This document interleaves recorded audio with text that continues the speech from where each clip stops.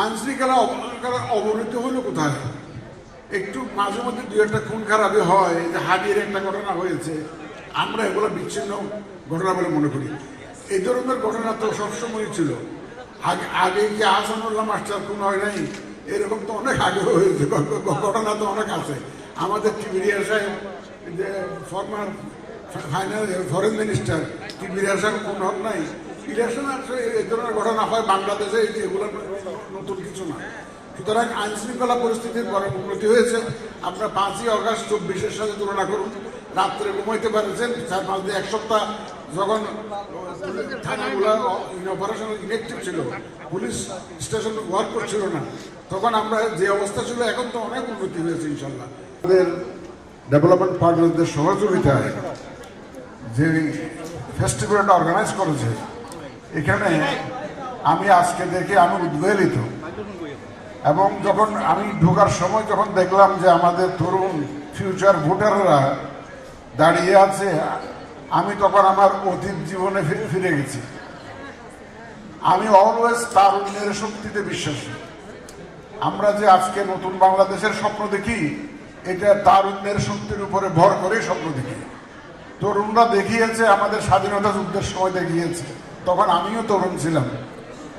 আমি আজকে আস্তে আস্তে ভাবছিলাম 1970 সালের জানুয়ারি মাসের 1 তারিখে যখন মার্শাল ল গভর্নমেন্ট ঘোষণা দিল, ইয়াহিয়া খানের গভর্নমেন্ট, যে from 1st January 1970 political activities will be opened.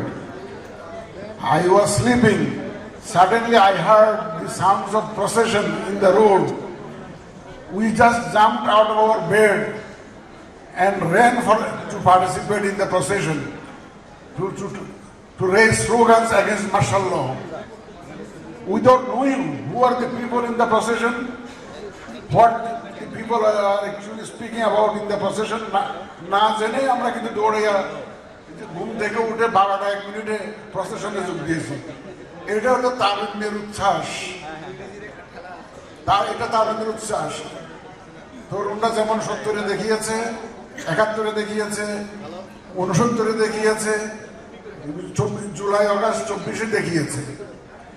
সুতরাং তার তরুণদের উপর ভর করে বাংলাদেশকে এগিয়ে যেতে হবে।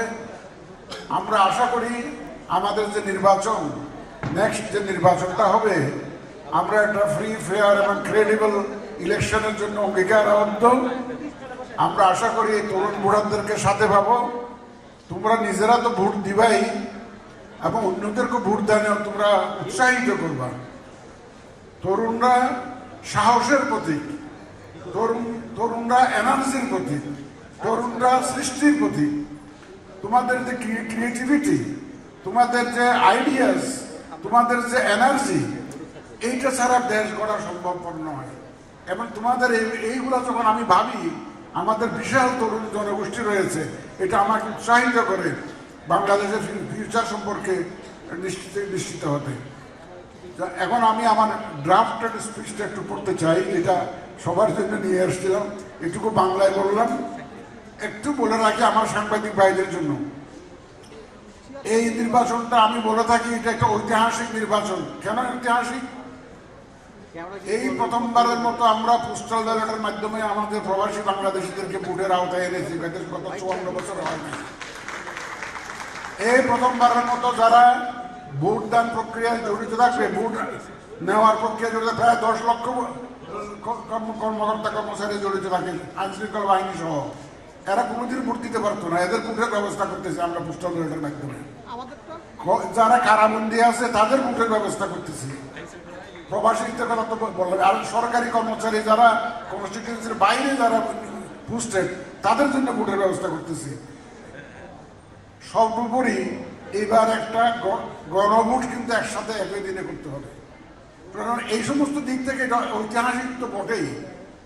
আমরা যে সাহস করে নেমে পড়েছি, এই আমাদের এই সাহসী পদক্ষেপ এর সাথে তোমাদের যদি অংশগ্রহণ যদি থাকে, ইনশাল্লাহ আমরা সাকসেসফুল হব to deliver A free, fair and credible election.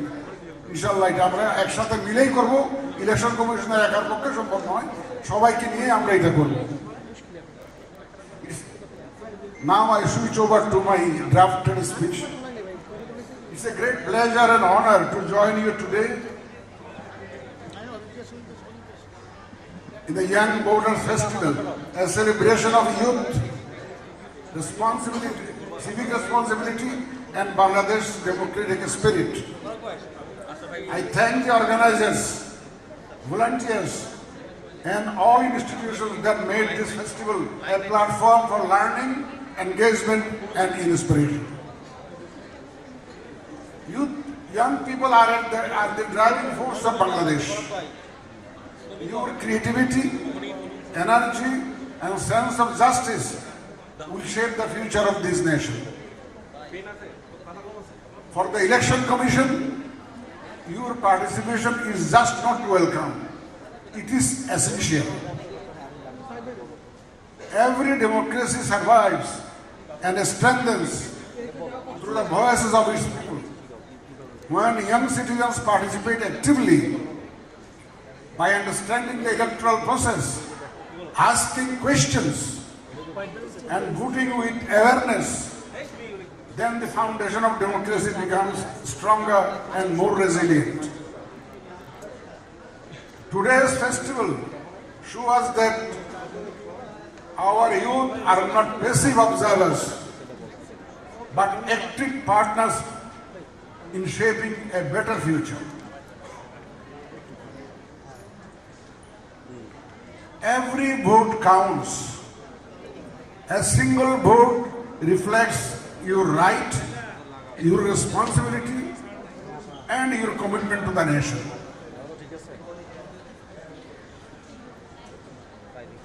The Election Commission is constitutionally mandated to ensure that every eligible citizen can exercise this right freely, fairly, and without fear.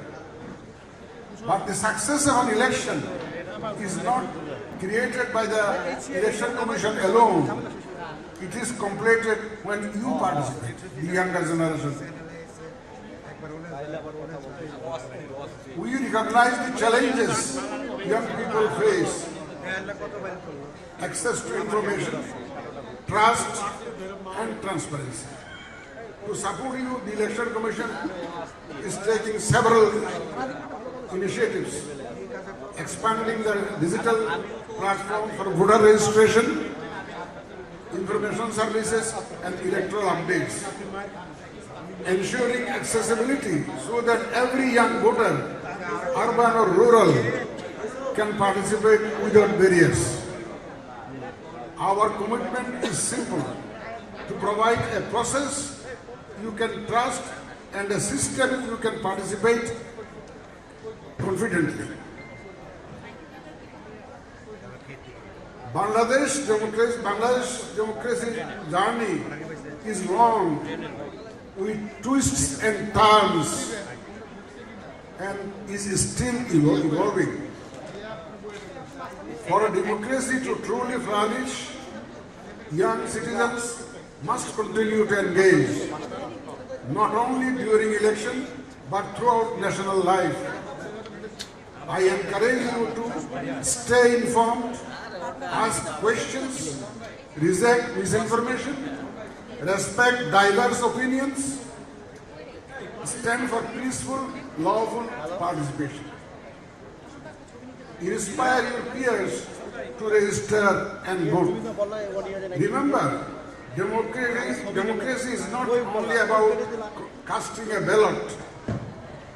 It is about upholding values, respecting institutions, and building bridges through dialogue.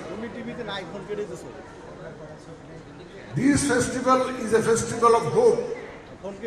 This festival is not just an event, it is a message that our youth are ready, a message that Bangladesh's future is bright, a message that democratic engagement is alive and growing. To every young participant here today, you are the torch bearers of next generation of voters, thinkers and leaders. Let me conclude by expressing my heartfelt thanks to the organizers, educators, volunteers, development partners who supported this initiative. Most importantly, I thank the young participants. Your enthusiasm inspires us. Your questions challenge us. Your participation strengthens Bangladesh. May your journey as responsible citizens continue with confidence, integrity, and hope. Thank you all. Media partners,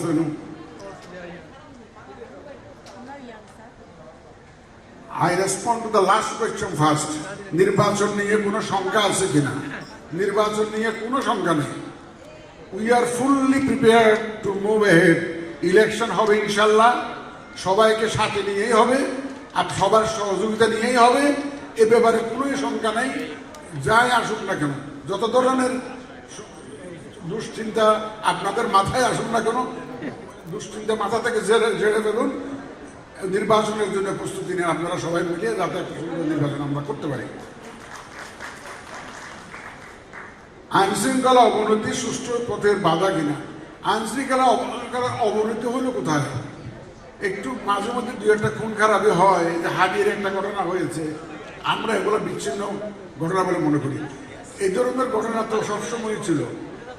আগে কি Ahsanullah master খুন হয় নাই? এরকম তো অনেক আগে হয়েছে, ঘটনা তো অনেক আছে। আমাদের টিবিরিয়া সাহেব, যে ফরমার ফরেন মিনিস্টার টিবিরিয়া সাহেব খুন হন নাই। ইলেকশন আসলে এই ধরনের ঘটনা হয় বাংলাদেশে, এগুলো নতুন কিছু না। সুতরাং আইন শৃঙ্খলা পরিস্থিতির বড় উন্নতি হয়েছে। আপনার 5ই অগাস্ট 24-এর সাথে তুলনা করুন। রাত্রে ঘুমাইতে পারছেন, 4-5 দিন, এক সপ্তাহ যখন থানাগুলো অপারেশনাল ইনঅ্যাক্টিভ ছিল, পুলিশ স্টেশন ওয়ার্ক করছিল না, তখন আমরা যে অবস্থা ছিল, এখন তো অনেক উন্নতি হয়েছে ইনশাল্লাহ। আমরা তো একটা শান্তিতে চলাফেরা করতে পারতেছি, রাস্তাঘাটে চলাফেরা করতে পারতেছি, শান্তিতে ঘুমাতে পারতেছি। আইন শৃঙ্খলা পরিস্থিতির অবনতি হয় নাই।